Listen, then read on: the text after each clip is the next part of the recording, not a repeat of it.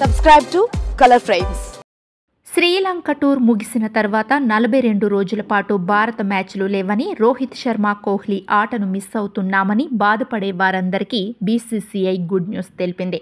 మరో 20 రోజుల్లోనే విరాట్, రోహిత్లను మైదానంలో చూసే అవకాశం కల్పిస్తుంది బీసీసీఐ. దేశవాళీ ప్రతిష్టాత్మక టోర్నీ దులీప్ ట్రోఫీలో భారత స్టార్ ఆటగాళ్లంతా బరిలోకి దిగనున్నారు. త్వరలో దులీప్ ట్రోఫీ సీజన్ ప్రారంభం కానుంది. సెప్టెంబర్ 5 నుంచి సెప్టెంబర్ 24 వరకు దులీప్ ట్రోఫీ టోర్నీ జరగనుండగా, సెప్టెంబర్ 19 నుంచి భారత్, బంగ్లాదేశ్ మధ్య టెస్ట్ సిరీస్ జరగనుంది. ఇందులో మొదటి మ్యాచ్ చెన్నైలో జరగనుంది. అయితే దులీప్ ట్రోఫీలో రోహిత్, విరాట్ పాల్గొంటారా లేదా అని సస్పెన్స్ కొనసాగింది. అయితే బీసీసీఐ వర్గాలు మాత్రం ఈ స్టార్ బ్యాట్స్మెన్లను ఆడించాలని భావిస్తోంది.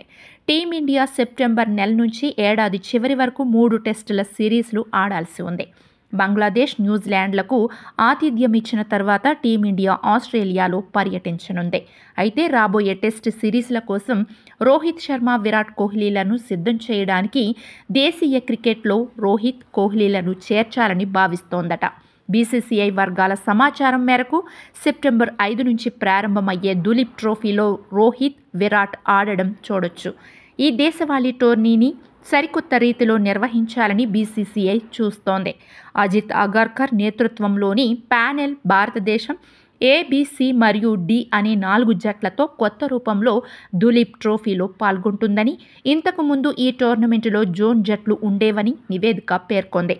దులీప్ ట్రోఫీ టోర్నీ కోసం ప్లేయింగ్ 11లో రోహిత్ శర్మ, విరాట్ కోహ్లీతో పాటు శుభ్మాన్ గిల్, కేఎల్ రాహుల్, అక్షర్ పటేల్, రవీంద్ర జడేజా, యశస్వి జైస్వాల్, సూర్యకుమార్ యాదవ్ మరియు కుల్దీప్ యాదవ్లకు చోటు కల్పించనుంది.